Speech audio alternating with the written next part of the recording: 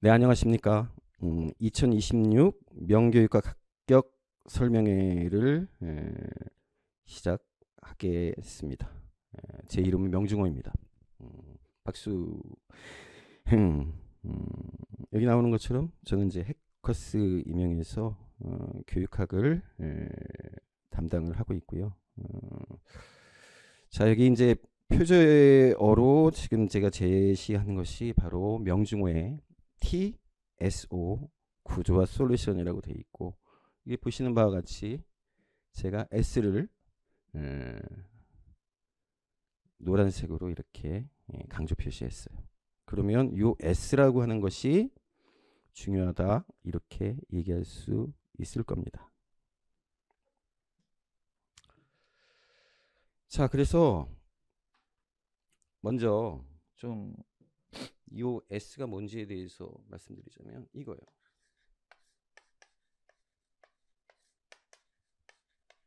스트럭처, 구조입니다. 구조 밑에. 저 T에는 이제 두 가지가 들어갑니다. 하나는 thinking이 들어가고요. 또 하나는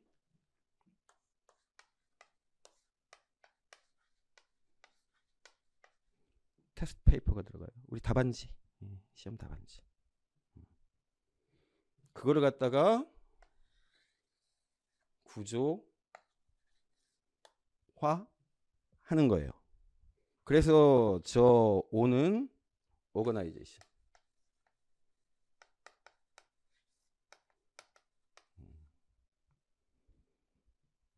꾸미는 거죠.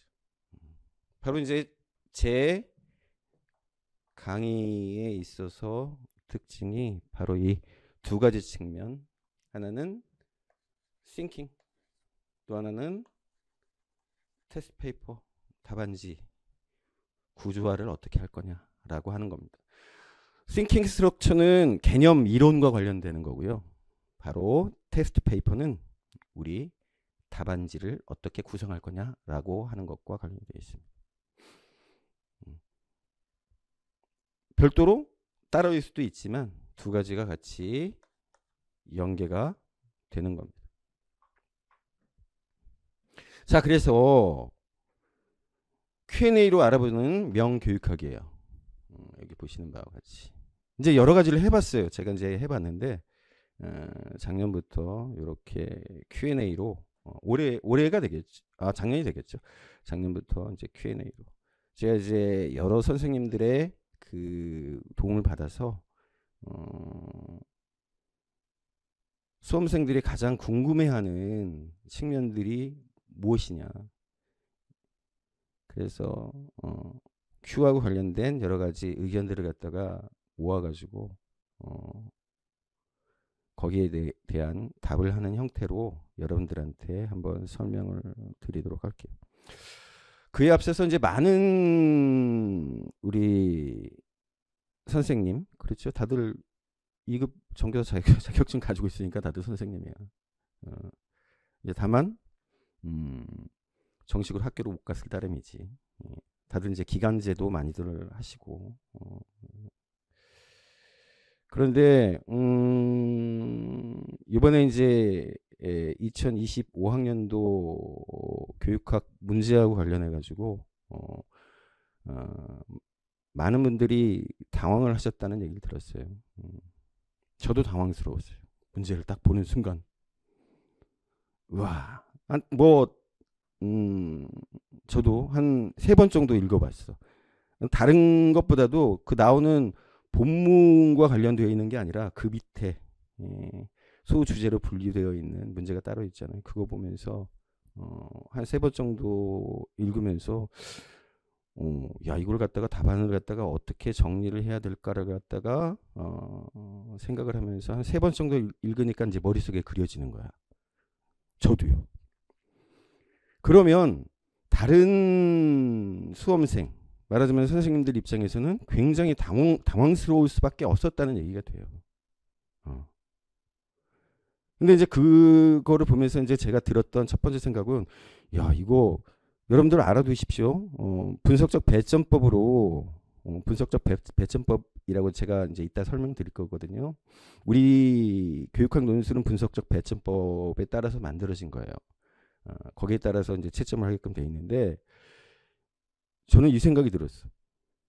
야, 이거 출제한 사람들이, 그러니까 모범 답안이 반드시 있습니다. 여러분들 알아두십시오. 모범 답안이 있어요. 공개를 안 할 따름이에요. 공무원들이 그렇게 허투른 사람들이 아니야. 다 빠져나갈 방책들이 다 있어요. 그래서 모범 답안이라고 하는 걸 만드는데, 야, 이분들이 모범 답안을 어떻게 만들었을까? 그런 생각이 했어요. 제가 딱 보면서. 왜? 야, 이렇게 되면은 모범 답안이라고 하는 것의 종류가 보통 2개 내지 뭐 3개 이렇게 정도 만든다라고 하면 대여섯 개 정도 만들 수도 있겠구나라는 생각을 했어. 보면서, 야, 도대체 모범 답안을 갖다가 어떻게 만들었을까? 왜냐면 요구하는 문제가 가지고 있는 성격을 이렇게 가만히 들여다보니까 다양한 답안지가 가능한 거예요. 그러니까 분석적 배점법에서 우리가 흔히 얘기하는 2가지가 있는데요. 우리가 일반적으로 얘기하는 논술이라고 하는 것은 총괄적 평정법이에요. 그러니까 시험 답안지를 갖다 작성하는 학생들한테 총괄적 평정법에 있어가지고 우리가 일반적으로 얘기하는 논술의 형태로 글을 갖다가 전개하라고 하는 걸 갖다가 요구하고 있더라고. 그래서 그 생각을 했지. 이 사람들이 왜 이러지? 굳이? 지금 이제 전체 수험생들이 제가 이제 정확한 숫자를 갖다가 지금 뭐 딱 떨어지게 말씀을 드리지 못하지만 5만 명 내외라고요. 5만 명. 그러니까 그거 채점을 하려면 시간이 굉장히 많이 걸릴 수밖에 없어요. 물론 이제 컴퓨터 프롬프터를 통해 가지고 컴퓨터 화면을 통해 가지고 채점을 하긴 하지만은 점수를 갖다가 어떻게 줄 거냐라고 하는 측면에 있어 가지고 사실 분석적 배점법이라고 하는 것은 될 수 있으면 신뢰성과 객관성이라고 하는 걸 갖다가 유지하면서 하기 위한 방책이에요. 5만 명이라고 하는 그 수험생들한테 고르게 신뢰성 있게 객관적으로 채점을 하기 위해서. 그런데 이 총괄적 평정법으로 가면 이게요, 채점자의 주관이 들어갈 수밖에 없어. 채점자의 주관이 들어갈 수밖에 없어요. 그러면 굉장히 평가자마다 편차가 심할 가능성이 높아요. 나는 그게 굉장히 우려스럽더라고. 또 한 가지. 저는 이제 계속해서 우리 교육학 시험이라고 하는 걸 갖다 객관식으로 빨리 바꿔야 된다라고 강력하게 주장하는 사람이거든요. 의미가 없어. 논술이라고 하는 걸 통해 가지고 선생님들한테 대단한 뭔가를 갖다가 능력을 갖다가 뽑아내 가지고 어떻게 할 수 있는 게 아니야. 교육학? 우리 4년 내내 배웠어. 그럼에도 불구하고 이걸 갖다가 왜 이렇게 주장할까? 근데 제가 얼핏 들어본 얘기에 따르면 교수님들이 그렇게 논술을 좋아하는데 객관식으로 전환되는 걸 그렇게 반대한다는 거예요.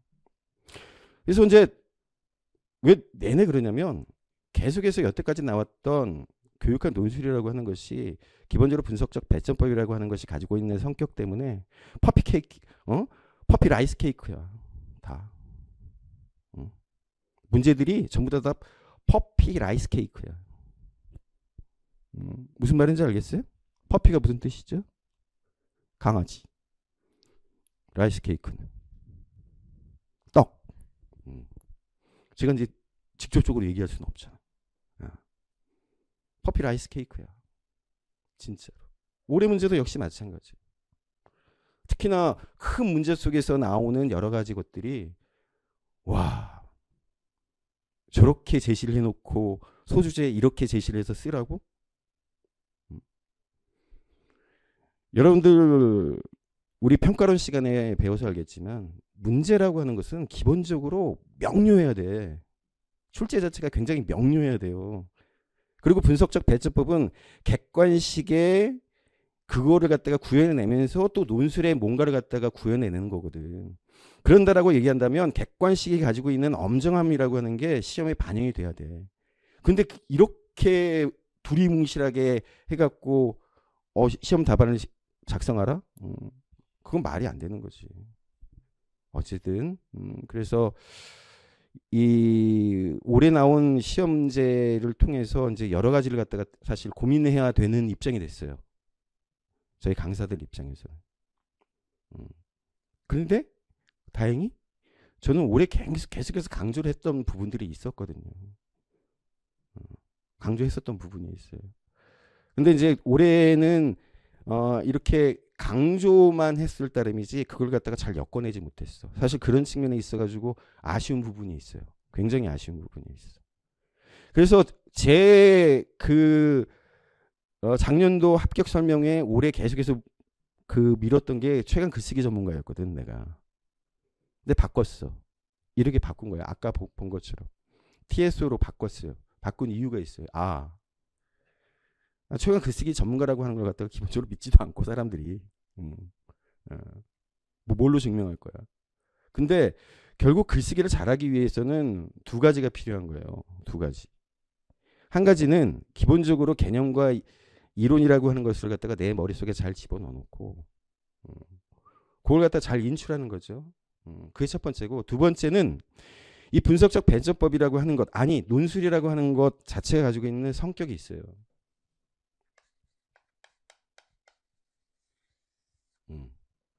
그 특징이 있다고.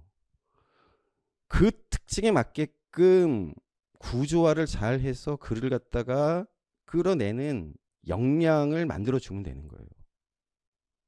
그리고 논술이라고 하는 것은 여러분들이 굉장한 창의력이나 필력이나 이런 것들이 필요하다고 생각하는데 그렇지가 않아요. 논술이라고 하는 것은 논리적인 글이거든. 논리적인 글이라고 하는 것은 이따가 설명하겠지만 첫 번째가 약속된 글이야. 이 약속을 잘 지켜주면 돼요. 결국은 그 약속이 무엇이냐라고 하는 걸 갖다가 외우면 돼. 역시나 우리 개념이나 이론을 갖다가 외우는 것처럼 이 약속을 외우면 돼요. 역시나 올해 나온 문제에 있어가지고 제가 강조했던 두 가지가 있었어요. 문제의 방향성은 큰 주제에 올해 교사의 자질이었단 말이에요. 교사의 자질. 두 가지 가운데 하나일 거다. 두 가지 가운데 하나밖에 없다. 하나는 환경의 변화에 따라서 어떻게 방안을 마련할 것이다. 또 한 가지는 교사가 아이들을 잘 가르치기 위해서 어떠한 구체적인 방안들을 갖다가 만들어서 제시할 것이다. 그 두 가지밖에 없다고 얘기를 했거든. 이거 두 번째가 나온 거예요. 교사의 자질. 근데 골 때리게도 죄송합니다. 이런 말씀은 안 되는데 두 가지를 합쳤어. 환경의 변화에 따른 교사의 자질. 이렇게. 근데 상관없어. 어차피 교사의 자질이야. 교사가 제시할 수 있는 효과적인 교육 방안에 대해서 쓰면 되는 거예요. 말하자면. 그것도 외우면 돼. 그래서 제가 말씀드려요. 다 외우는 거야. 깡그리 다 외우는 거야. 슬퍼요. 전 그런 면에서 슬퍼. 논술이라고 하는 것이 목적하는 바가 있어요. 문제 해결력. 그렇게 강조하는. 비판적 판단 능력. 그런 것들을 갖다가 논술로서 구현해 내겠다라고 얘기를 하면서도 사실은 교육학이 기본적으로 지금 현실로서 보여주고 있는 것은 그냥 암기야. 그래서 저는 그래요. 차라리 잘 됐다. 차라리 잘 된 거예요. 문제 해결 방법, 내 자신만의 독특한 필력, 내 자신만의 표현 능력 이런 거 안 본다는 거야. 이 시험에서는. 뭐만 봐요? 얼마나 암기 잘했느냐. 자, 서두가 조금 길었고요. 저 후아유. 그 앞면에 보면은 저 나와요. 제가 앞면에 보면 제일 밑에 나온다고. 해커스 임용 교육학 전임 밑에 나오죠. 배달 노동자. 맞습니다. 배달 노동을 해요. 지금도 해요. 오늘도 끝나고 나서 또 가서 배달할 거예요. 이유 다른 거 없어요. 유명한 강사가 아니기 때문에. 유명한 강사가 아니니까 그래요. 그래서 저는 배달을 하면서 굉장히 많은 것들을 생각을 해. 역시 어떻게 사람을 가르칠까. 그리고 그런 거 있잖아요. 아, 현실 속에서 내가 만나는 사람들이 다 초, 중, 고등학교, 어떤 사람들은 대학교 졸업한 사람들이에요. 근데 그 사람들이 살아가는 모습 속에서 제가 발견해내는 것들에서 계속해서 깨닫는 게 있어. 뭐냐면, 아, 중고등학교 교육이 굉장히 중요하구나. 굉장히 중요할 수밖에 없구나. 누구나 다 대학교, 좋은 대학교 다 가는 게 아니에요. 누구나 다 대학교를 가더라도, 좋은 대학교를 가더라도 다 성공하는 게 아니야. 중요한 건 그 중등 교육 과정에서 얻은 그 사람의 가지고 있는 자기 자신에 대한 동기부여의 힘, 자기에 대한 자기 개념에 있어가지고 우리 배우잖아요. 자기 효능감이다, 자기 조절 능력이다, 이런 거 배우잖아요. 중등 교육 과정에서 결국은 중등 과정에 있어가지고 제일 중요한 건 인지 교육인데, 결국 그러한 힘들이 중등 교육 과정에서 나오는 거고, 그런 것들이 우리가 알고 있는 수많은 직업들, 우리는 대기업들만 생각하잖아요. 적어도 그럴듯한 뭐 디자인 회사, 무슨 회사, 무슨 회사, 중견 기업들 이런 거 생각하잖아요. 근데 그렇지 않아. 그런 거는 우리나라의 10%도 안 돼요. 대부분 어떻게 살아가느냐? 배달하고, 택배를 하고, 자영업을 하고. 우리가 그저 그렇다고 생각하는 소기업들 다니고. 근데 그 사람들이 거기서 열심히 살아가. 굉장히 열심히 살아가. 그게 무엇의 힘이겠어? 저는 중등학교 때 배웠던, 선생님으로부터 배웠던 수많은 가치들. 인생을 어떻게 살아가야 되고 내가 어떤 책임감과 의무감을 가지고 살아가야 되는지에 대해서 그 사람들이 배운 거야. 그러니까 열심히 살아가. 굉장히 열심히 살아. 저는 이제 그런 걸 느끼거든요. 경제적인 문제를 갖다 해결하기 위해서 애를 쓰고 다니지만, 그러함과 동시에 저는 느낀다고. 아, 교육의 가치라고 하는 게 이렇게 크구나. 그리고 많은 사람들이 굉장히 건실하구나. 그리고 우리나라 교육의 힘이 굉장하구나. 저는 그런 생각을 해요. 자, 그렇습니다. 5년을 했습니다. 꽤 길었어. 어쩔 수가 없어. 어쩔 수가 없어요. 그렇게 살아야 돼. 버티면서 꿋꿋하게, 지치지 않고, 좌절하지 않고. 제가 여러분들한테 계속해서 말씀드릴 부분이에요. 지칠 수 있어. 좌절할 수도 있어. 근데 꿋꿋하게 일어나야 돼. 왜? 선생님이 돼야 되니까. 자, 후아유와 관련해 가지고 이제 제가 좀 말씀드릴 게 뭐냐면, 저는 교육학과 출신이 아니에요. 실망하실 수도 있어. 교육학과 출신이 아니에요. 저는 정치철학, 예술심리학, 정치사회학, 행정학, 사회과학, 연구 방법론 이런 거를 갖다가 계속 쭉 공부를 했어요. 박사과정 2번 다니면서.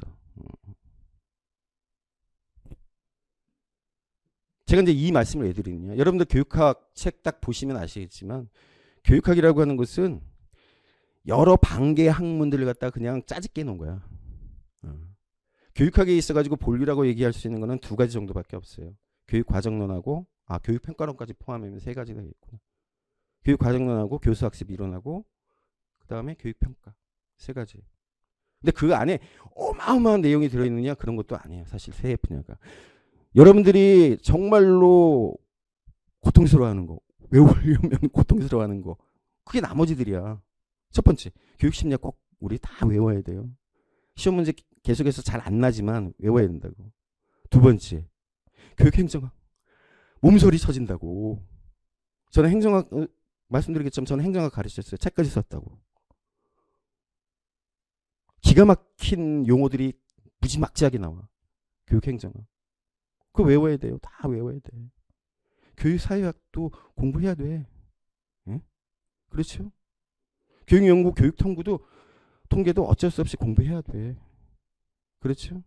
그러니까 이런 거 저런 걸 갖다가 이렇게 봐놓고 보면, 교육학이라고 하는 것이 교육학과 출신들이 더 잘할 수 있는 학문 분야가 아니야. 사실은. 저는 교육학만 강의하지 않았어요. 저는 말씀드렸다시피 행정학도 가르쳤고 책도 썼고요. 그리고 저는 전공 도덕윤리 교과를 가르쳤어요. 사실 교육학에 있어가지고 코어는 도덕윤리야. 옛날부터. 지금도 그래. 지금도. 뭘 강조해? 계속해서. 뭘 강조해? 인성 강조해. 아, 인지 별로 안 좋아해. 근데 중등교육 과정에 있어서 제일 중요한 게 인지거든.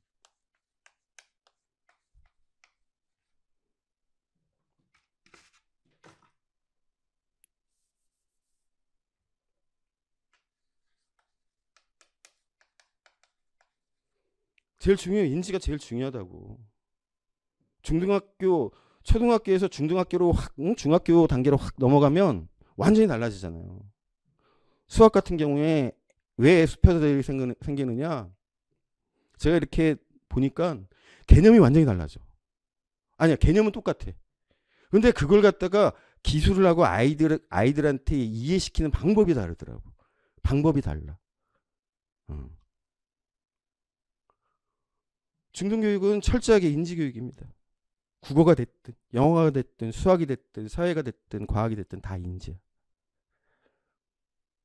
그러면서 뭘 강조를 해요? 인성, 감성. 그렇죠? 착한 아이들. 공동체 의식을 가지고 민주성을 가지고. 그렇죠. 그걸 강조해. 여태까지 지금 나왔던 우리 기출 문제들이 있어서 대부분의 방향성이 그거야. 사실은. 그래서 어떤 면에서 보면 도덕윤리에 나오는 내용들을 아이들한테 가장 심어주고 싶어해. 누구나. 교육학 전공자들이. 교육 전문가들이. 근데 저는 방향을 갖다가 좀 사실은 잘못 찍고 있다고 생각을 하거든. 저도 이제 도덕윤리를 갖다가 이제 가르치는 과정에서 느꼈던 건 뭐냐면, 우리가 감성이라고 얘기하는 것, 인성이라고 얘기하는 것은 기본적으로 초등학교 1, 2학년 때면 다 끝난다고 나와. 이미. 그 이후부터는 전부 다 인지교육이에요. 도덕윤리교육도. 그러니까 교육학 하시는 분들이 전공하셨다는 분들이 좀 사실 잘 생각을 해봐야 돼. 중등교육 과정에 있어가지고 무엇이 목표가 돼야 되는 건지, 도대체 어떤 부분들이 더 중요한 건지. 어쨌든 그래서 저는 전문 교과 영역을 공부하는 여러분들의 입장을 갖다 굉장히 잘 이해를 해요. 그래서 저는 항상 얘기를 해. 교육학 될 수 있으면 조금 공부해. 그리고 시험 문제를 갖다가 조금 공부할 수 있게끔 만들어줘야 돼. 우리 한국 교육과정 평가원에 계신 분들 그래야 돼. 그래서 제가 항상 얘기하는 거예요. 객관식으로 빨리 돌려야 된다고. 교육학이 흔들어 버리잖아요. 전문 교과 영역을 갖다가 교육학이 흔들어 버린다고. 1점, 2점이 아니야. 0점 몇 점 차이로 당락이 결정되는데 교육학에서 3, 4점 확 날아가 보세요. 그러면 그의 시험 망친 거야. 전문 교과 영역을 아무리 잘한다고 할지라도. 그래서 제가 말씀드리는 TSO라고 하는 게 반드시 필요하다. 저는 그렇게 말씀을 드리는 거예요. 이 구조화라고 하는 게 반드시 필요하다. 자, 요거는 제 자랑이니까 요거는 5초만 보여드리고 1, 2, 3, 4, 5 이것도 경력도 제 자랑이니까 1, 2, 3, 4, 5 넘어갈게요.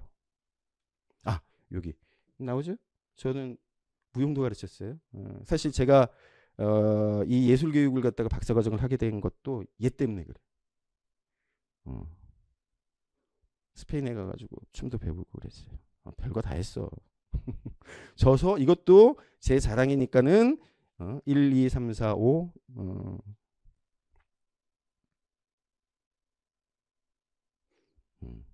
제 자랑 배달하면서 계속 책을 썼어요. 어떻게? 아침에 일찍 일어나서 5시 일어나고 좀 늦으면 6시 일어나고 책 쓰고 그래서 열심히 비 맞고 눈 맞으면서 배달하고 다시 집에 돌아와서 또 할 것 하고 책 쓰고 그랬어요. 그러니까 여러분들 할 수 있어. 제가 이제 말씀드리는데 직업을 가지고 있기 때문에 불리해요 아니에요 그런 거 없어요. 그런 거 없다고. 내가 해보니까 그래. 얼마든지 할 수 있어. 뭐만 있으면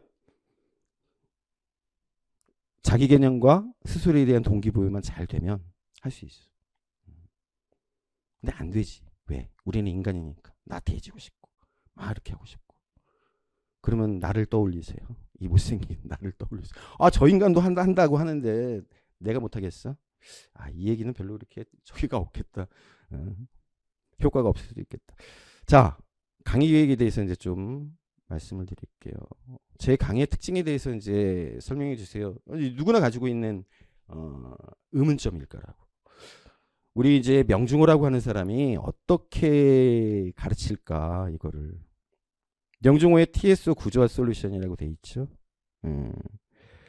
첫 번째가 교육학 이론의 간결한 구조화 TSO예요. Thinking Structure Organization이라고 돼 있죠. 두 번째는 교육학 논술의 간단 명료한 구조화 TSO라고 돼 있고 테스트 페이퍼 스트럭처 오가니제이션이라고 돼 있어요. 제가 이제 책을 갖다가 좀 보여드릴게요. 첫 번째, 저는 이렇게 오래 사용했던 두 권의 교과서가 있어요. 두 권의 교과서가 있어요. 이거 내년부터 안 쓸 거예요. 내년부터 안 씁니다. 책 이쁘게 만들었어요. 이렇게 이쁘게 만들었어. 이쁘죠? 여기 공부하는 이거 올해 이제 배달 강조해서 죄송한데 배달하면서 책 썼어요. 완전히 책을 갖다가 갈아엎어갖고 올해 하반기에 책을 썼고 요걸로 했어요. 이렇게 보시면 말하자면 구조화를 다 시켰어요. 구조화를 시켰어. 그리고 한 권으로 만들었어요. 우리 다른 선생님들 어떤 선생님들 보면 두 권 합쳐가지고 1500페이지가 넘어. 1500페이지가. 그리고 그 선생님이 또 단권화라고 하면서 한 800페이지짜리 또 만들어. 또 그거를 갖다가 또 해갖고 한 500페이지로 만들어. 그 세 번 사야 돼. 세 번. 1500페이지짜리. 한 8, 900페이지짜리. 그 다음에 한 500페이지짜리.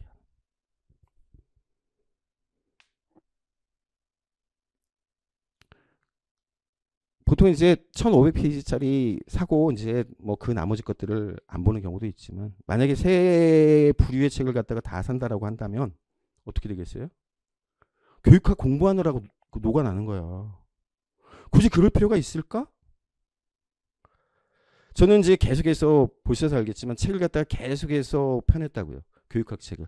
그러면서 줄이고 어쩌고 저쩌고 해서 그럴듯하게 약 1000페이지 가까운 책을 갖다가 만들어냈는데 이것도 필요 없더라고. 의미가 없더라고. 괜히 시간 낭비더라고. 그래서 올해 이제 지금 낸 책을 갖다가 제가 조금 더 손보고 있어요. 이 책을 지금 650페이지 내외로 그러니까 목차까지 포함해 갖고 그렇게 줄인 책을 이 한 권으로 그냥 모든 거 다 끝납니다. 이 안에 뭐 빠진 거 있을까? 있겠죠. 있을 수도 있어. 저는 다른 선생님들 책들을 갖다가 이렇게 염탐을 한다고. 어떤 내용이 들어가 있을까? 우리나라에서 제일 훌륭하다는 선생님들 책들 다 보고. 근데 빠지는 거 없더라고. 군더더기는 많고 그럴지언정 빠지는 건 없더라고. 그래서 이 한 권으로 개념 이론 강의 다 끝낼 겁니다. 제가 자신해요. 부족함 없어요. 아, 요 책만 가지고 공부해 갖고 혹시 안 나오는 문제 있을까? 그런 거 없어요. 올해도 다 나왔어. 오히려 4번 문제. 다른 선생님들은 다 못 찍었어요. 이건 진짜 내가 자랑스럽게 얘기해. 카츠 리더십. 보통 행정학 책에도 카츠의 그 리더십 이런 특성은 잘 안 나와. 그러니까 4번 문제 이번에 이제 앙케이트 조사한 게 있다고. 4번 문제를 거의 60% 정도 학생들이 제일 어렵다라고 얘기를 했대. 근데 제일 쉬운 문제였어 사실은. 제가 이 문제집에 실었거든. 그거. 이 책에도 나오고 여기도 나오고 같이. 그리고 내가 강조를 했거든. 그 실제적인 구체적인 사례를 쓰라고 나와요. 가치의 대인적 관계. 그 휴먼 스킬이라고 하는 거. 그 인간 관계, 인간 기술이라고 써도 답이 돼. 근데 내가 뭘 강조를 했느냐? 분산적 리더십에 대해서 강조를 했었거든요. 이거는 여러분들이 꼭 기억을 하셔야 된다. 분산적 리더십. 학교에서 자율성을 갖다가 부여를 한다. 교육당국에서 학교에 자율성을 부여한다. 그 기반은 뭐냐면 선생님들이 가지고 있는 전문성 때문이다. 그렇다라고 했을 때 선생님들이 가져가야 될 리더십이라고 하는 것은 기본적으로 각자가 가지고 있는 능력을 갖다가 최대한 발휘할 수 있게끔. 그래서 누구나 리더가 될 수 있게끔. 국어 선생님이니까 국어 선생님이 가지고 있는 역량이 있어요. 교과 역량 플러스 여러 가지 것들. 그러면 거기하고 적합한 어떤 태스크, 일이라고 하는 게 보여졌을 때 그 선생님을 중심으로 해서 그 선생님이 리더가 돼서 그 태스크, 일을 갖다가 해결해 나가는 거예요. 영어 선생님이 할 수 있는 게 있을 거라. 수학 선생님이 할 수 있는 게 있을 거고 체육 선생님이 할 수 있어. 그러면 그 각자의 선생님들이 리더가 되는 거예요. 그게 분산적 리더십이잖아요. 그러면서 제가 얘기를 했다고. 분산적 리더십에 있어서 구체적인 사례 네 가지를 제시를 했어요. 네 가지. 그게 다 뭐냐면 결국은 리더십이라고 하는 것이 다른 게 아니야. 사람들 잘 구워 삶는 거거든. 나를 잘 따라오게끔. 어떻게 해야 돼요? 부탁을 해야 된다. 요청을 해야 된다. 학교에서는 그렇게 갈 수밖에 없어. 내가 군인이야? 내가 별이고 저 사람이 대령이고 저 사람이 소이고 그래? 아니야. 다 동등해. 그렇기 때문에 요청하고 부탁을 해야 돼. 그렇게 하기 위해서는 제일 필요한 게 뭐예요? 그래요. 대인관계 기술이야. 그 네 가지의 그 내용이 나와 있다고. 내가 그거 꼭 외우라고 그랬거든. 답이 무조건 나온다고. 근데 무조건 안 나오지, 분산적 리더십. 근데 꼭 외워두시라. 왜? 꼭 나와야 된다. 꼭 나와줬으면 좋겠다. 왜? 학교 현장이 그렇게 바뀌고 있는 거니까. 학교에 있어서 분산적 리더십이라고 하는 것이 굉장히 중요할 수밖에 없으니까. 자율성이 부과되는 상황 속에서 예전처럼 교장이나 교감 선생님이 이끌어가고 교무부장 선생님이 이끌어가는 학교가 아니에요. 이제는. 그렇다라고 한다면 분산적 리더십이 굉장히 중요하고 구체적인 예를 갖다가 반드시 꼭 외워두십시오.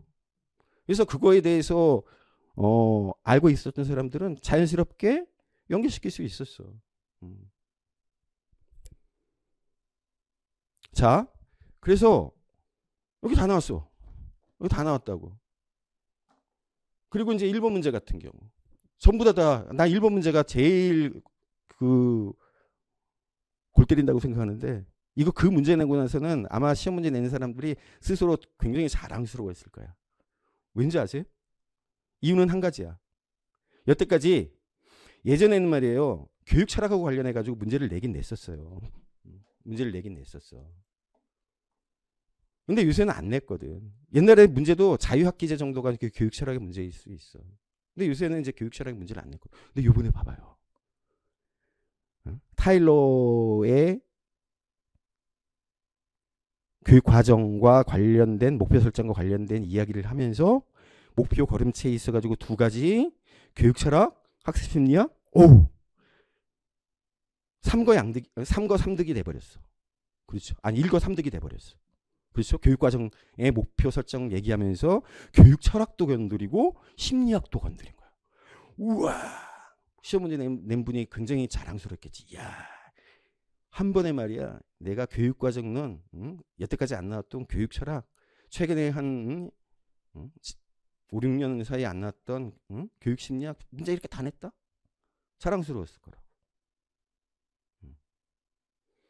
근데 내가 이제 1번 문제 같은 경우에는 뭐를 계속해서 강조를 했었냐면 2002 개정 교육 과정이라고 하는 걸 갖다가 제가 여기에 정리도 하면서 여기 문제를 냈거든요. 거기에 있어서 꼭 외워둬야 될 것들과 관련해 가지고 제가 말씀을 드린 게 있어. 근데 그거를 갖다가 기억하고 계신 분들은 어거지로 엮어가지고 답안을 갖다가 쓸 수 있었다고. 근데 그거는 이제 개인 역량에 달렸겠지만. 자, 그래서 두 번째는 뭐냐면 이 책이에요. 핵심 문제집. 앞에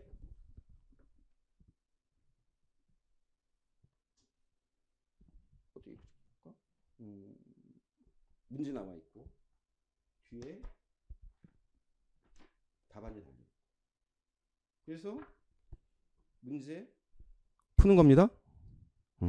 그리고 모음 답안 참조하는 겁니다. 계속해서 우리가 흔히 얘기하는 인춘 연습을 갖다가 계속해서 할 거예요.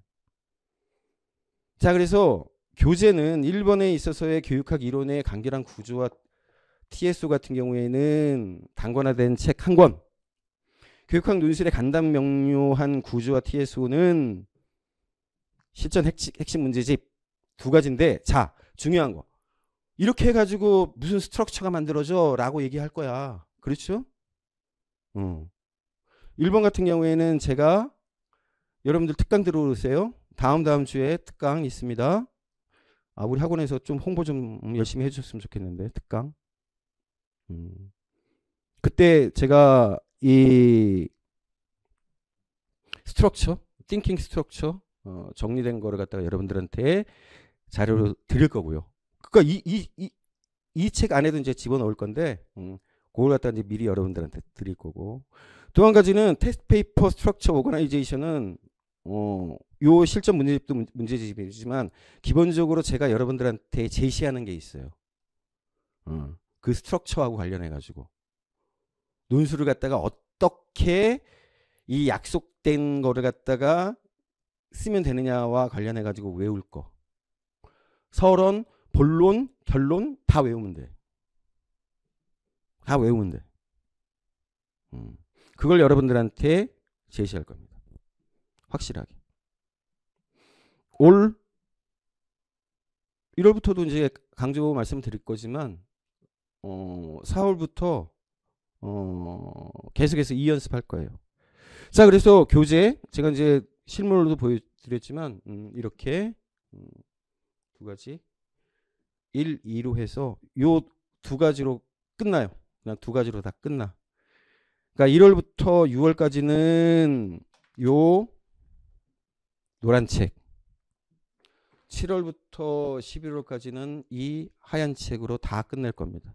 우리 이제 흔히 단권화 얘기 많이 하잖아요. 이것도 단권화지만 우리가 흔히 얘기하는 정말 진짜 단권화는 이걸로 가시면 돼. 이걸로.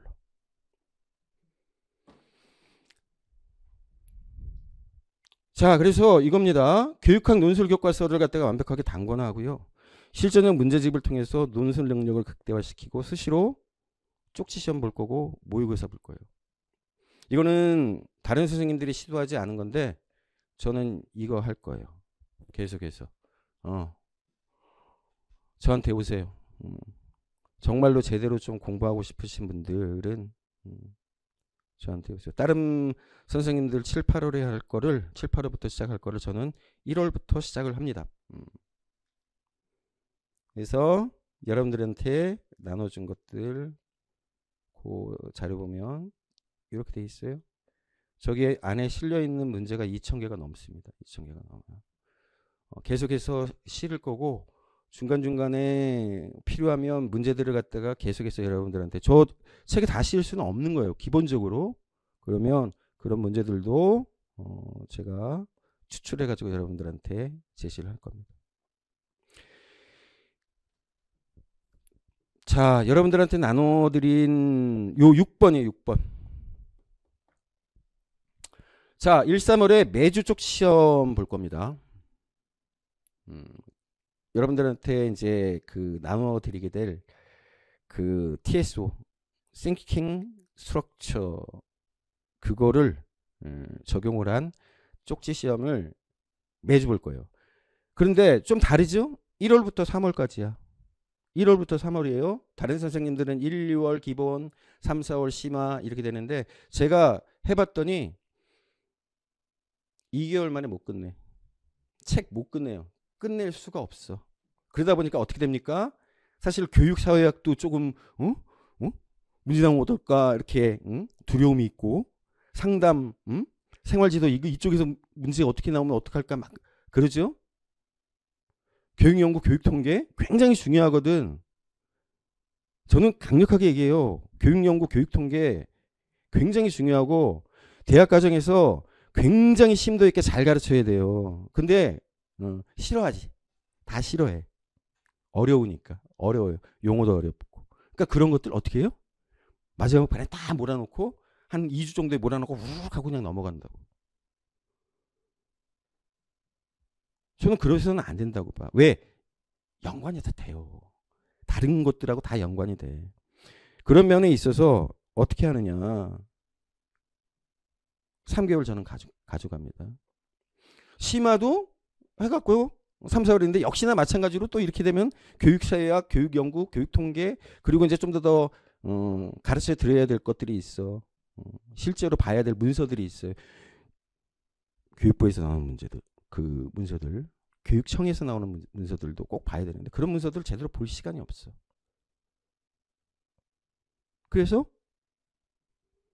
4월에서 6월까지 합니다. 그래서 매주 영역별로 모의고사를 갖다가 4월 달에서 6월 달 볼 거고 첨삭을 해드릴 거예요. 저는 사실은 첨삭에 반대야. 강력하게 반대하는 사람인데 그렇게 안 하면 안 된대. 아니 제가 왜 첨삭에 대해서 반대하느냐? 아니 나이가 몇 갠데 사범대학교 4년을 다녔는데 무슨 첨삭이야? 근데 그렇게 안 하면 안 된대. 꼭 해달래. 그게 수강생 숫자를 늘리는 데 있어서 굉장히 중요하다나? 그러면 배달하면서 돈 버는 것보다 그게 낫지. 자, 그래서 영역별 모의고사를 보통 영역별 모의고사를 갖다가 7, 8월로 다 넘어가요. 저는 4월부터 합니다. 물론 셈이에요. 셈이. 보통 문제 2가지 정도 해갖고 서론, 본론, 결론 하는 거. 올해 했어요. 올해 언제부터 했냐면 저는 5월 달부터 했다고 그거를. 요 4월 달부터 6월 달까지 하고 그 다음에 7, 8월에 있어가지고 영역별 모의고사 심화로 들어갈 거예요. 그때부터 이제 얘가 들어가는 거예요. 얘가. 이 책이 들어가는 거예요.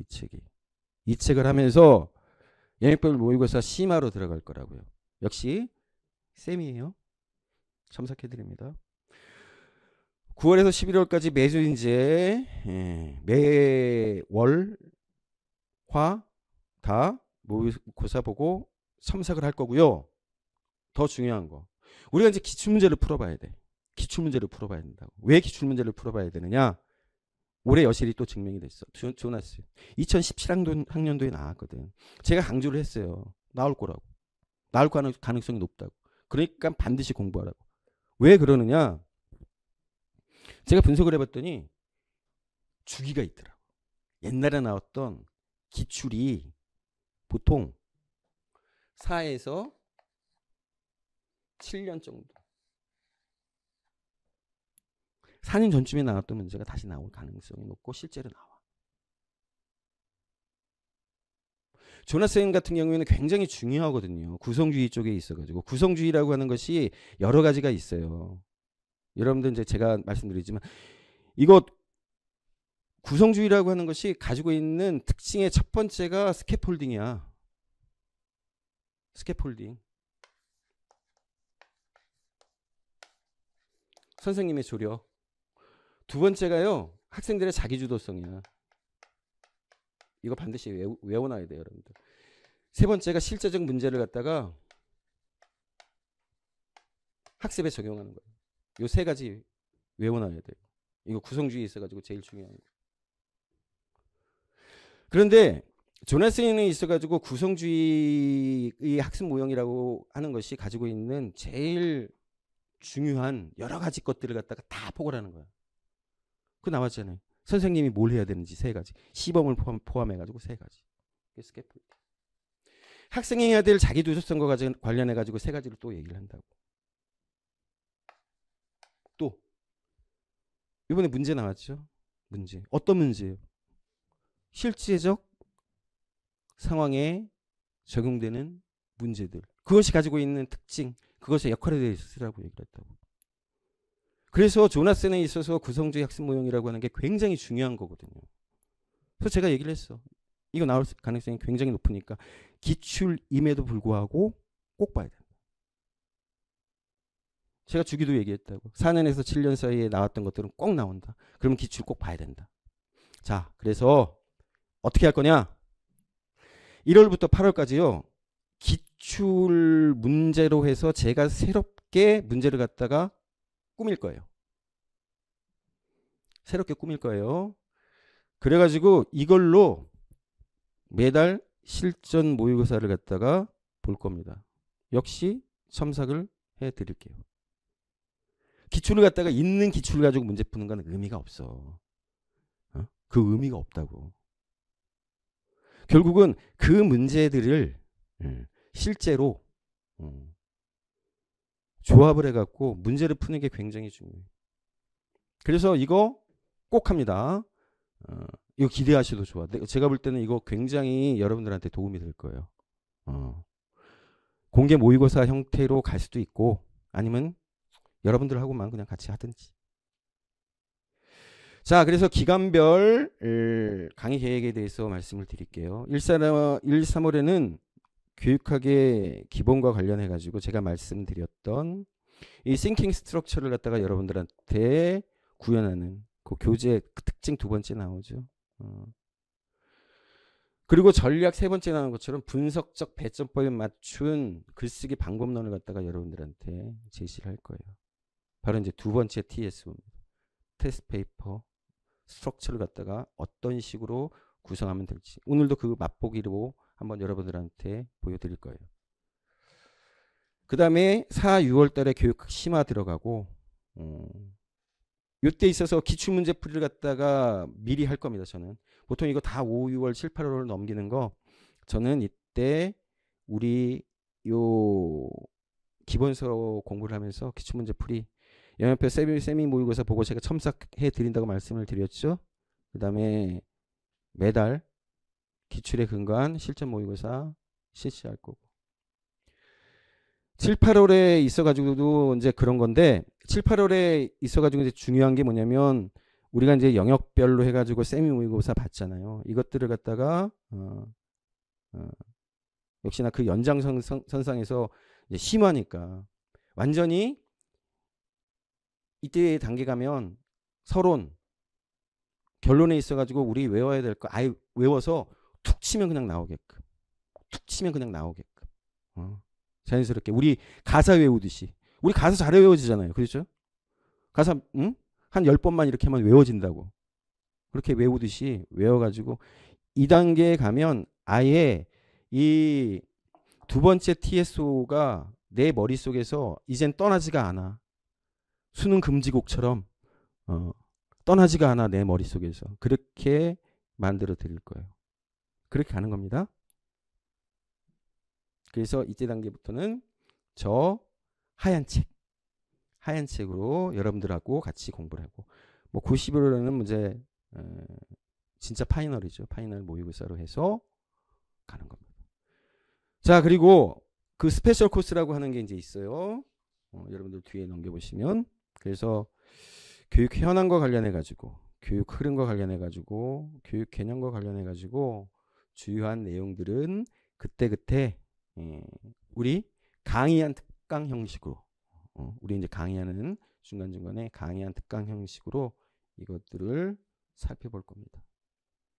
사실은 그래서 올해 같은 경우에 2024 교육부 주요 현황과 관련되어 있는 그 보고서를 살펴봤고 거기서 굉장히 중요한 개념들이 많이 나왔거든요. 그래서 나는 나올 줄 알았어. 그 개념들이.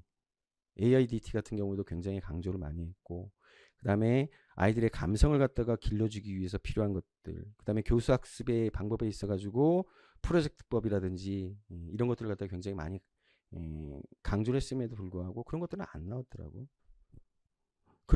그렇지만 우리가 꼭 익히고 넘어가야 돼. 반드시 꼭 익히고 넘어가야 돼. 그래서 이겁니다. 교육학 이론의 간결한 구조와 TSO. 1, 3월 강의 내용에 있어서 여기 나오는 내용은 여러분들이 한번 보시기 바라고 강좌 정보 있죠. 강좌 특징, 쪽지 시험 보는 거, 분석적 배점법에 따른 글쓰기 방법론과 매달 기출에 근거한 실전 모의고사 보는 거 이거예요. 자, 2개월이 아닌 3개월 강좌를 통해서 깊이 있고 알찬 개념과 이론의 숙지, 이론과 실제 균형 있는 학습을 갖다가 꾀할 겁니다. 기억을 해두세요. 그래서 우리 보면 쭉 나오죠. 여기에 반영이 안 됐는데 강의 목차가 쭉 나올 거예요. 그래서 좀 기간을 갖다가 오래 잡아서 그냥 날림으로 교육학 공부가 저는 그 조금 놀란 것 가운데 하나가 교육학 공부가 의외로 안 돼 있는 분들이 많더라고요. 교육학을 전체를 갖다가 적어도 2회독 이상 통독하신 분들이 그렇게 많지가 않아. 그래서 저는 깜짝 놀랐거든. 특히나 초생분들 같은 경우에는 그 정도가 좀 심하신 분들이 있어서 결국은 기본 이론 시간을 충분히 넉넉하게 잡고 그 시간을 통해서 제대로 된 개념과 이론 강의가 필요하다는 생각을 했어요. 그래서 그거를 할 겁니다. 시간을 넉넉하게 잡아서. 흔히들 우리 학원 쪽에서도 그런 말씀을 해주셨어요. 다른 학원 쪽에서 옮겨오시는 분들이 있고 뭐 이런 분들 같은 경우에 이거 뭐 그런데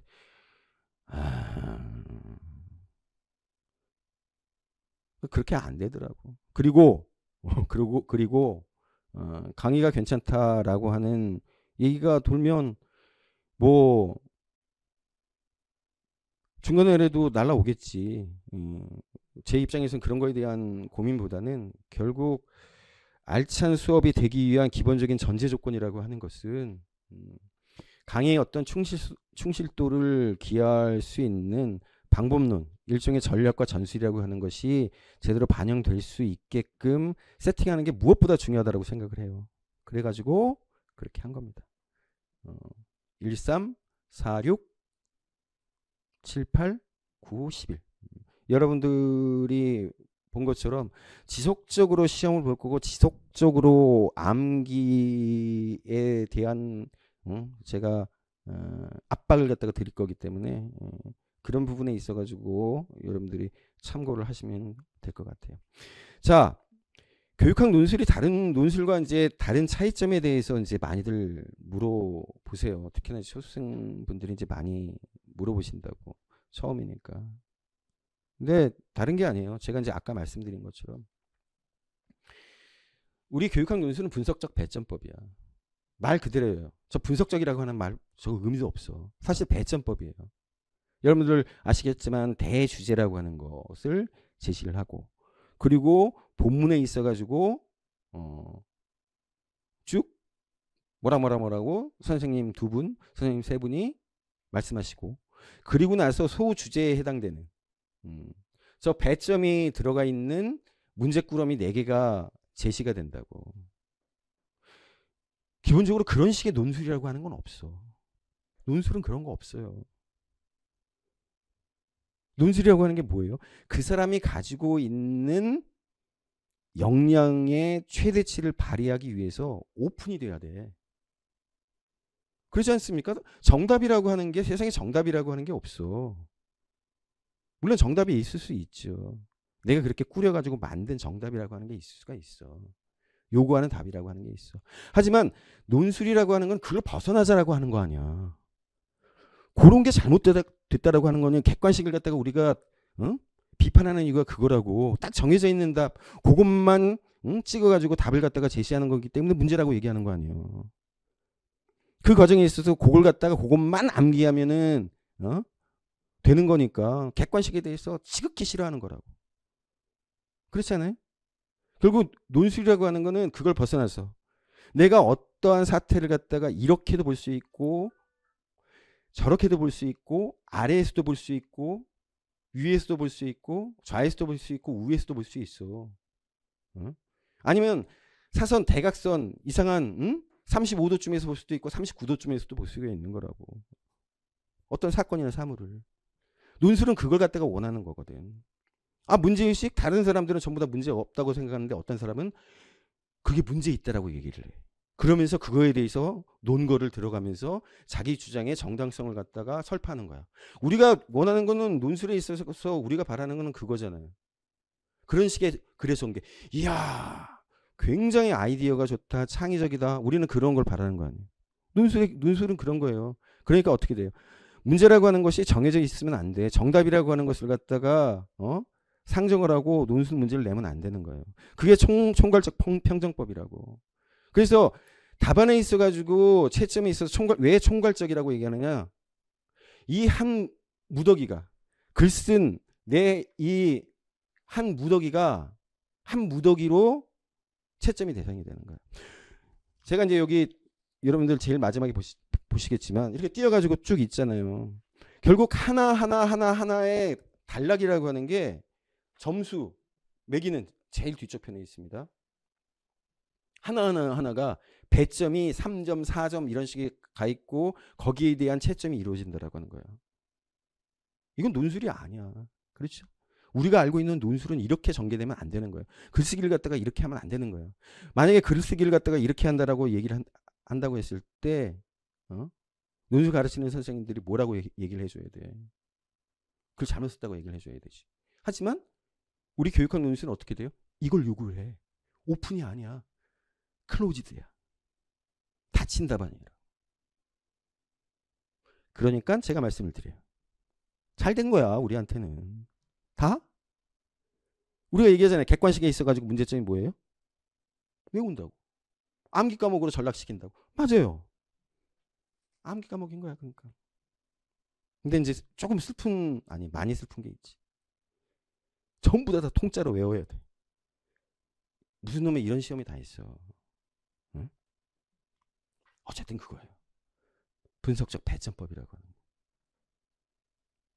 내가 쓰는 각각의 단락이라고 하는 것이 별도의 배점이 부여가 되어 있고 그네들이 요구하는 키워드를 중심으로 해서 글을 갖다가 구성을 해줘야 돼. 그거예요. 그러니까 다른 거야. 하나로 통째로 그 사람의 비판력, 창의력 등등등 이런 것들을 갖다가 절대 평가하지 않습니다. 필력 절대 평가하지 않습니다. 중요한 건 뭐예요? 약속. 이 약속을 지키는지 안 지키는지. 그게 어디 나와요? 제일 밑에 5점짜리에 나오는 거야. 그 약속 꼭 지켜야 돼 너네들. 꼭 지켜야 돼. 그 5점이 그거예요. 그러니까 서론, 본론, 결론 갖출 수 있고 서론의 첫 번째 어떻게 나오고 서론의 끝 마무리 어떻게 문장으로 만들어주고 결론의 첫 번째 문장이 어떻게 되고 중간에 브릿지를 넣어가지고 그 다음에 마무리를 어떻게 해주고 정해져 있어. 실제로 그렇게 써요. 논술 대부분 다 그렇게 쓰는데 특히나 더 강조를 하지. 그러니까 결론을 갖다가 제대로 마무리하지 못하면 전부 왕창 날아가는 겁니다. 그러니까 방법은 뭐예요? 만약에 중간에 본론 부분이 생각이 안 난다. 아리까리하다. 그러면 어떻게 해야 돼? 여러분들 어떻게 하면 되겠어요? 비워놓고 서론하고 결론부터 빨리 쓰는 거야. 근데 이런 놈의 시험이 어디냐고. 말이 안 되는 거지. 그러니까 잘 된 거야. 왜? 외우면 되니까. 그래서 이제 제가 여기 이렇게 분석적 배점법하고 총괄적 평정법에 대해서 이렇게 설명을 해놨어요. 여러분들 자료에는 아마 없을 거예요. 이거 오픈이니까 여러분들 멈춰 놔놓고 보시기 바래요. 그래서 이거예요. 이런 식으로 2025학년 이렇게 쭉 이게 하나하나가 배점 사항이에요. 그러니까 이거 다 집어 넣어놓으면 돼. 그리고 이제 그 밑에 들어간다고 5점짜리로. 그래서 총괄적 평정법은 이런 식으로 문제를 내요. 구성주의 학습 환경에 관한 조나스 모형의 특징에 관하여 논하시오. 이런 식으로 나온다고. 그러니까 어떻게 돼요? 점수를 많이 받으려면 조나스 모형에 있어가지고 여러 가지 것들을 갖다가 많이 쓰면 많이 쓸수록 점수를 갖다가 더 많이 받을 가능성이 높겠죠. 그렇죠? 이걸 갖다가 조나스 모형에 있어가지고 여기서 요구하는 것처럼 그러한 것들을 갖다가 어떻게 활용할지에 대해서 부가적으로 쓴다라고 한다면 점수를 더 받겠죠. 그러니까 이것도 저것도 안 쓰면은 완전히 점수 못 받는 거고 많이 쓰고 다양한 관점에서 쓰면은 점수를 많이 받는 거고 점수의 편차라고 하는 게 굉장히 클 수밖에 없죠. 0점부터 100점까지. 이 차이예요. 우리가 그 차이를 갖다가 명확하게 이해를 하고 교육학 논술에 접근을 하면 교육학 논술 의외로 쉽다고. 외우는 게 어렵지. 그래서 교육학 논술에 있어가지고 4대장이 있어요. 교육학 논술에 있어가지고 4대장 뭐냐? 딱 네 분야예요. 여러분들 아실 거예요.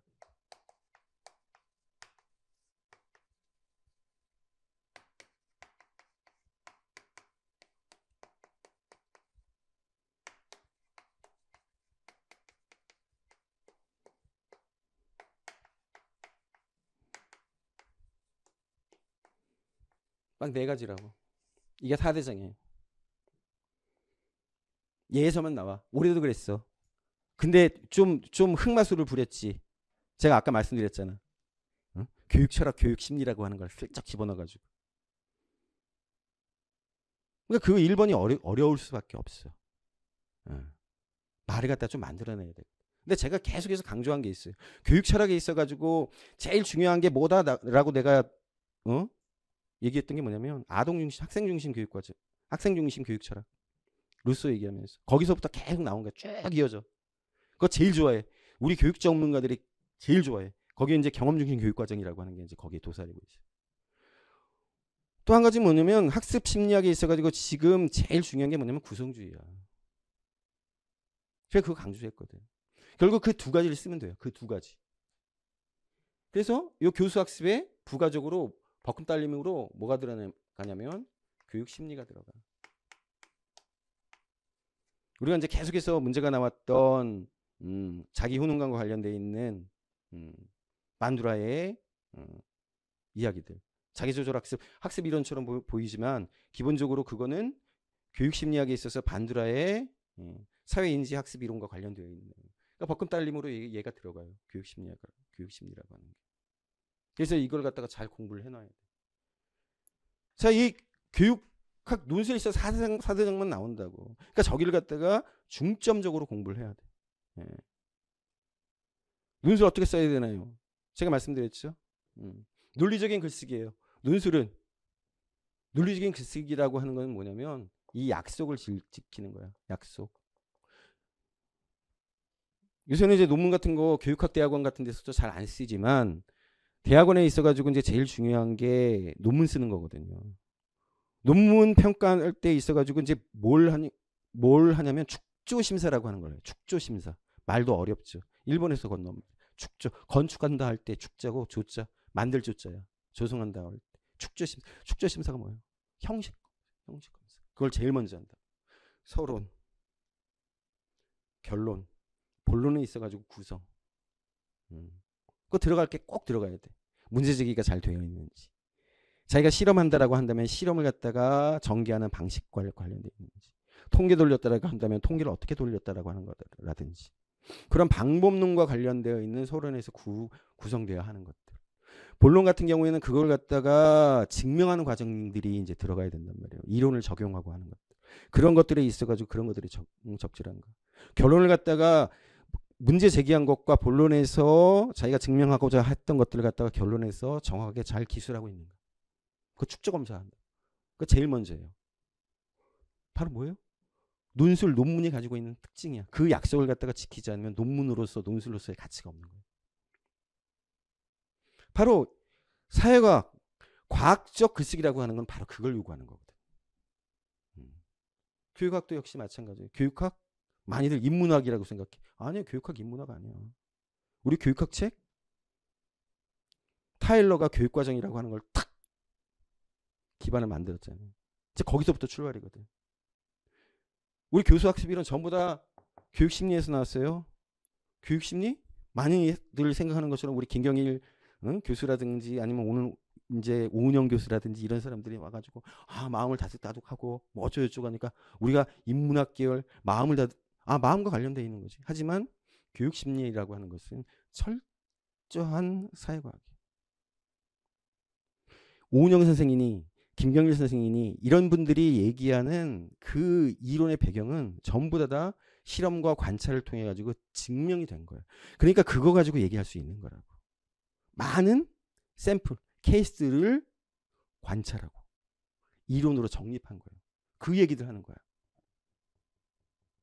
사회과학이에요. 교육심리. 교육과정 말씀드렸잖아요.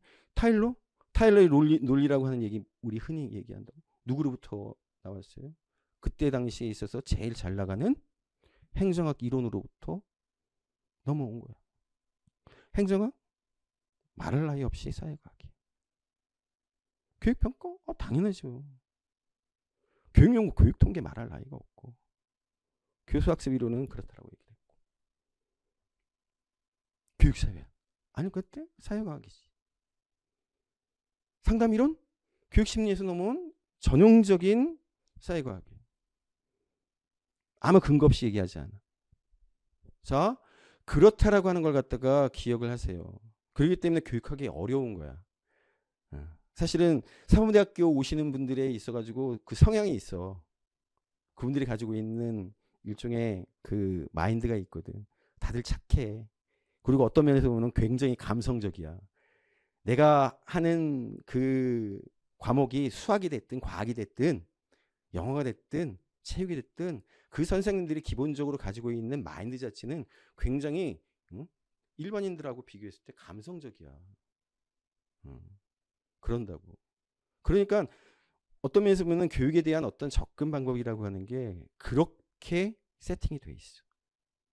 그러니까 교육학이라고 하는 게 이게 잘 이렇게 와가지고 이렇게 팍 안 되는 이유 가운데 하나도 그런 것과 연관이 있을 수 있다고 봐요. 그러니까 글쓰기 자체를 갖다가 어떻게 해야 되느냐? 굉장히 냉정하게 해야 되거든. 매직고 맺고 끊고 질질 느려가지고 글 쓰지 않고 필요한 요구하는 답안 구성하기 위해서 딱 그렇게 해서 세팅해가지고 딱 끝내버리면 되는데 그게 안 돼. 그러니까 만연체가 되고 글이 막 늘어나고 뭐뭐 하며 뭐뭐 하고 뭐뭐 했으니 뭐뭐 했기 때문에 이러면 이런 식으로 글이 가. 근데 사회학적인 글쓰기는 그런 거 아니거든. 내가 외운 것들, 내가 알고 있는 이론과 지식을 정확하게 팩트대로 딱 쓰는 거. 그거 연습 계속 할 거. 자, 안타깝게도 교육학 논술이라고 하는 것은 비문 비논리가 통해요. 글 쓰는 데 있어서 제일 중요한 게 뭡니까? 주어하고 수어하고를 갖다가 일치시키는 거야. 능동으로 가면 능동, 수동으로 가면 수동. 그거 잘 안 돼. 왜? 우리나라 언어가 가지고 있는 특징이 있어. 네. 우리나라만은 끝까지 들어봐야 돼요. 주어하고 수어가 굉장히 멀어. 굉장히 멀게 만들 수가 있어. 중간에 모든 거 다 집어넣어가지고 만들 수 있어. 근데 우리가 알고 있는 우리 영어 배웠잖아요. 영어는 어때요? 주어 다음에 바로 동사가 나와. 부정인지 긍정인지도 나와. 바로 나와. 성수격이 다 나와. 영어는 아니지만 가령 러시아어나 스페인어나 그런 데 같은 경우에는 성수격이 다 나온다고. 그러니까 스페인어 같은 경우에는 주어가 없어요. 그냥 동사로 시작해. 왜? 동사만 딱 봐도 화자가 누군지 알아. 내가 얘기했는지 제가 얘기했는지 그들이 얘기했는지 누가 얘기했는지 동사로 다 나와. 그래서 안타깝게도 외국 애들이 논리적인 말들을 훨씬 잘할 수밖에 없어. 우리나라보다. 우리나라는 뭐예요? 내가 말이야 뭐뭐를 어떻게 그래서 어떻게 했어 안 했어 어떻게 안 했다? 이렇게 돼요. 그러니까 우리는 문장을 갖다가 봐줘 넘어가죠. 채점하는 사람들이 대충 넘어가 준다. 그렇다라고 얘기하는 건 뭐예요? 중요한 게 암기를 잘해서 그 안에 컨텐츠만 잘 집어넣으면 문제가 없다라고 하는 거예요. 그거 굉장히 안타까운 일이거든. 그거 보는 사람들도 있어 물론. 채점자 가운데 보는 사람들도 있지만 그거 가지고 점수를 갖다가 몇 점을 깎을 거야. 깎아야 돼요? 아니야. 키워드 다 들어가 있어. 넘어가 줘야지. 그러니까 글을 잘 쓰고 못 쓰고 걱정 안 해도 돼. 그리고 내가 얘기했잖아. TSO 얘기했잖아. 그 TSO대로만 하면 돼. 그 외워가고 그거만 하면 돼. 자, 문장 조립 과목이에요. 기억하세요? 문장 조립 과목이야. 이거 우리 국어 선생님들이나 뭐 이렇게 다른 선생님들한테 굉장히 죄송스러운 얘기인데 교육학이 그래. 저는 책도 여러 권 썼거든. 이 교재 말고. 저는 편집장을 했단 말이야. 잡지사 편집장을 하고 지금도 편집위원으로 있어요. 돈 얼마 안 줘. 한 달에 한 번 정도씩 가서 하는데. 그러니까 너무나 잘 알지. 안타까워. 근데 어떡해요? 어쩔 수 없어.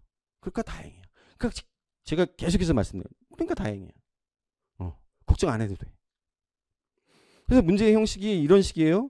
큰 주제가 나오고 그다음에 본문의 시나리오 형태로 클루하고 힌트를 갖다가 제공을 하고 세부 문제로 배점되어 있는 게 되고 그래서 이제 문제의 특징을 보면 뭐 개념이나 내용이나 특징을 써라, 장점 단점을 써라, 구체적인 방안 전략을 써라 이런 것들이 이제 문제로 나온다고요. 그래서 이렇게 큰 문제하고 이렇게 나오고 그 다음에 논술의 내용에 관해서 이렇게 하고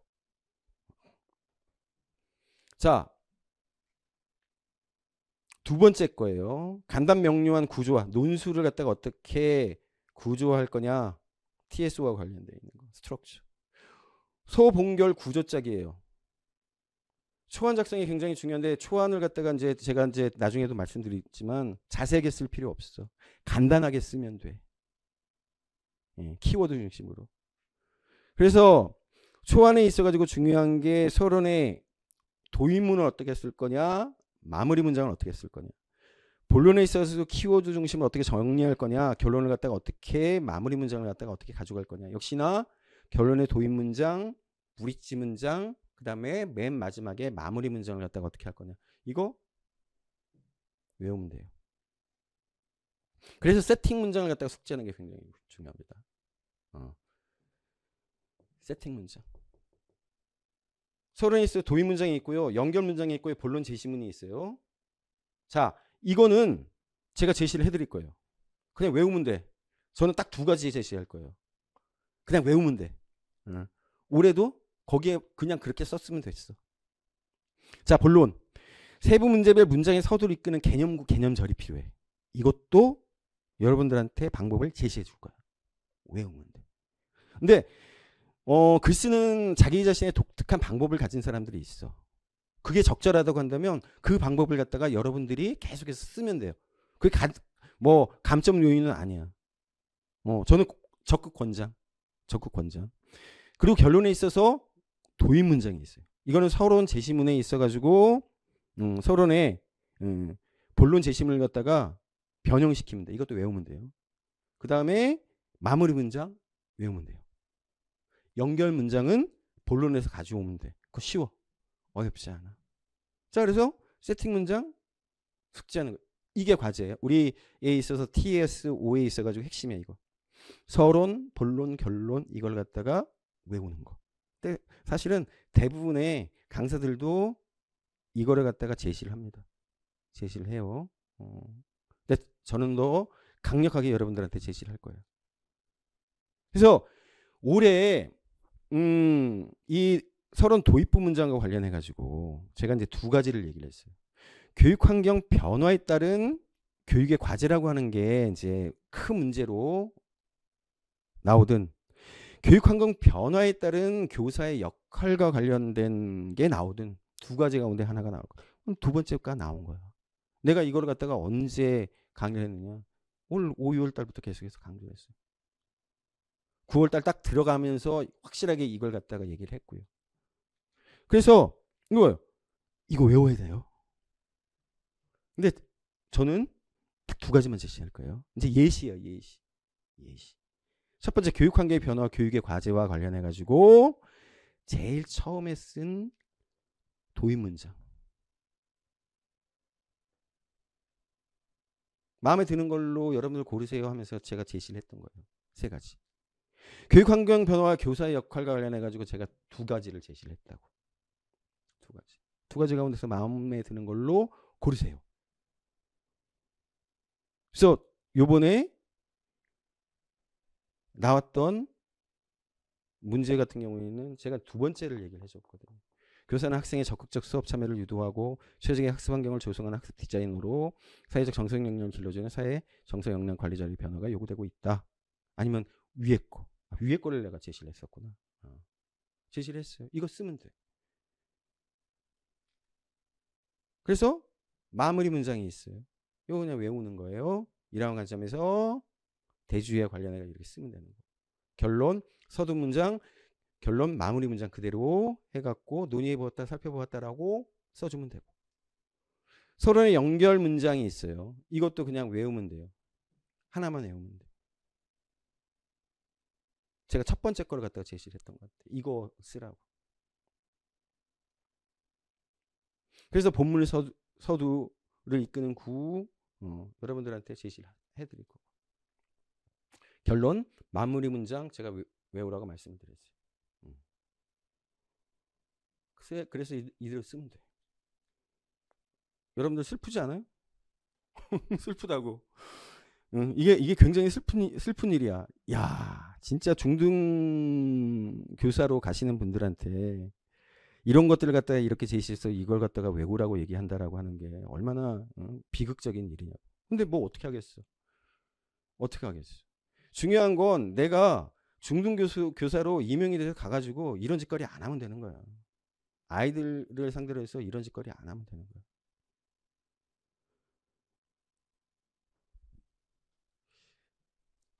자, 그래서 제가 이제 좀 말씀을 드리고 싶은 거는 뭐냐면 인출을 잘하기 위해서 많은 것들을 갖다가 좀 투여를 해야 돼요. 결국 이제 앞서 말씀드린 것처럼 우리들이 가지고 있는 문제의식이라든지 필력이라든지 창의성이라든지 이런 것들은 좀 자제를 해놓고 좀 뒤로 밀어놓고 결국 점수를 갖다가 잘 획득하기 위해서 어떠한 것들, 어떠한 도구, 어떠한 무기들을 갖다가 내가 장착하고 있어야 되느냐라고 하는 거에 신경을 써요. 그 부분이 제일 중요합니다. 우리의 목표라고 하는 것은 분명해요. 합격하는 거야.